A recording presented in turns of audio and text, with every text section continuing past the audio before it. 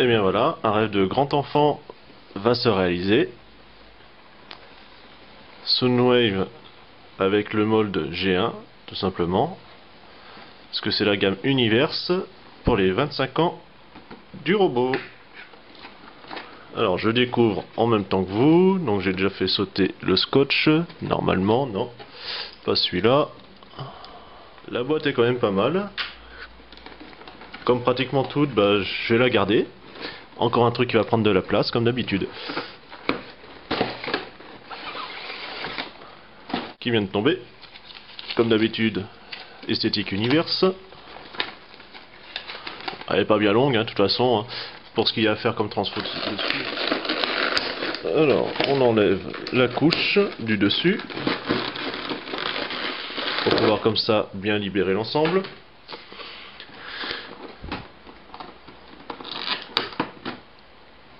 Ravage.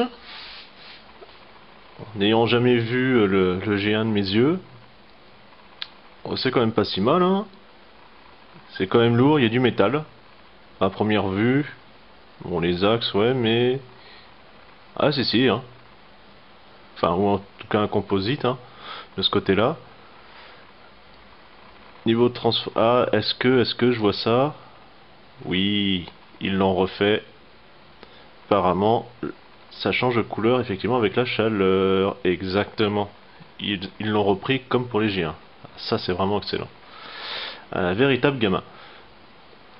On a le bout des papates qui sont articulées. Bon, forcément, ça reste une cassette, hein. Il est pas bien épais, c'est un peu normal. La tête est fixe, d'accord. Alors, on va le replier, comme cela, comme ceci.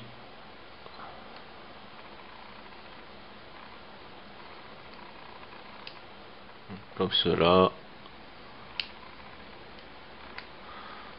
Et ainsi, on forme la cassette. On va prendre, allez hop, ras-de-bat. Toujours le logo.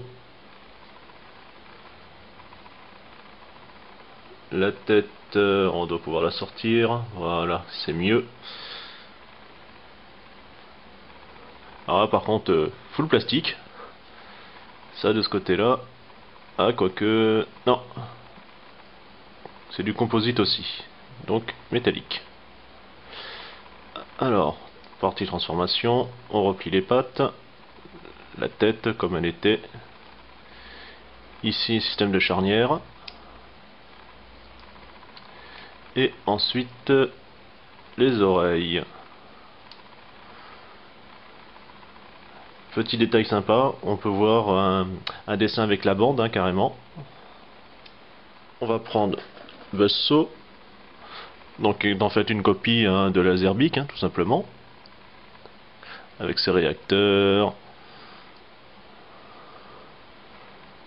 sa tête de vautour, pour lui allonger le cou, donc partie chromée. On va lui replier ses ailes.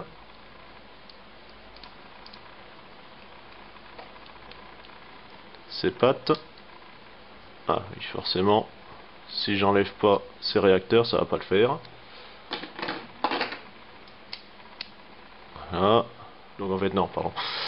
Vous l'allongez et ça passe en système de coulisses. J'aurais dû regarder une review de G1, ça aurait été beaucoup plus rapide. Donc toujours pareil, hein, la bande. Le logo cette fois-ci, donc celui-ci n'est pas thermique, il n'est que ici. Donc vous aurez compris, c'était Laserbeak, pardon. Et Buzzsaw. Donc je m'étends pas, puisque c'est la même transformation. Voilà. On a les différentes armes. Donc ça c'est pour Ravage.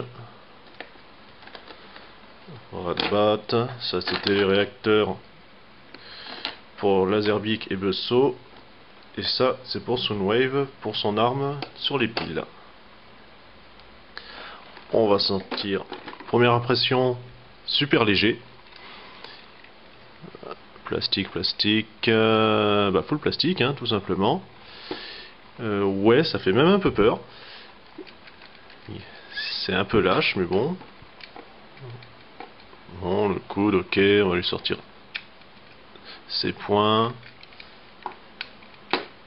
Donc ça c'est son arme. Voilà. Alors, fameux système d'élastique pourri qui se coince dans toutes les jointures. Donc bah, quand je vous parlais, voilà, vous avez la pile avec l'arme, hein, tout simplement. Et puis la seconde sur l'épaule, façon Predator. Comme ceci, le loto qui permet en fait de faire sortir la trappe. Les jambes, donc, au niveau des genoux. Tiens, les genoux fonctionnent à l'envers, c'est sympa. Alors si, partie métal, les pieds. On trouve un logo, bon, la trappe des piles, des armes. C'est sûr que par rapport au TF actuel, ça fait vraiment loose, enfin pas loose, hein, mais basse qualité. Hein. Ça, le plastique, je suis même déçu de ce côté-là. Le plastique employé a pas l'air terrible. Hein. Bon, après, le mode en lui-même, c'est une chose, mais ouais, voilà. Ils auraient pu faire beaucoup mieux de ce côté-là. Alors, on va enlever son arme. On va lui mettre une cassette. On va prendre, tiens, un ravage.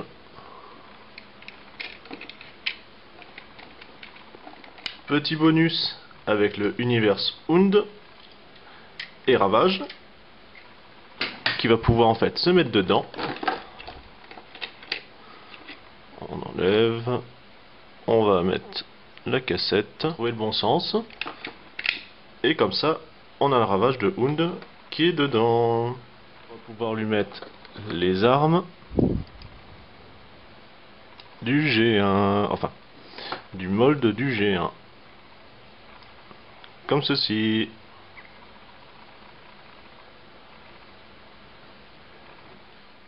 Transforme. Donc, on lui range les points. On va basculer les épaules derrière.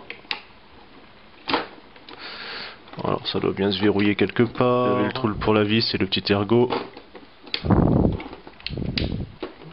La tête, on la bascule derrière.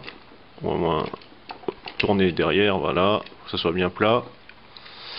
Les jambes, on tire dessus. Ça va permettre comme ça un petit débattement pour pouvoir les plier. Alors c'est bien dur. Vu la qualité du plastique, eh ben, j'y vais super mollo. Les pieds, on les replie. Comme cela.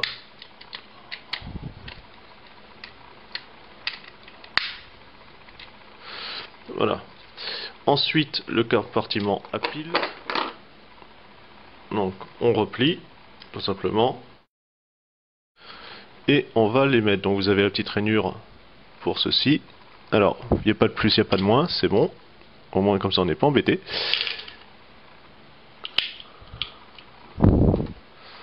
On referme. Et voilà. Donc, ici, un bouton, le réglage du volume. Ici, pièce d'un seul bloc. Conclusion, bah, je suis bien content de l'avoir enfin. Avoir vraiment la copie conforme du G1. Après, bah, comme je vous l'ai dit, hein, la qualité du plastique, bah, c'est vraiment pas ça. Là, je prends une petite claque, mais bon, n'empêche que bon, sur le reste, les cassettes sont bien faites. Il y a un peu de métal un petit peu partout. Bon, toujours ça, ça réconforte. Voilà. Eh bien, on se retrouve à une prochaine. Salut!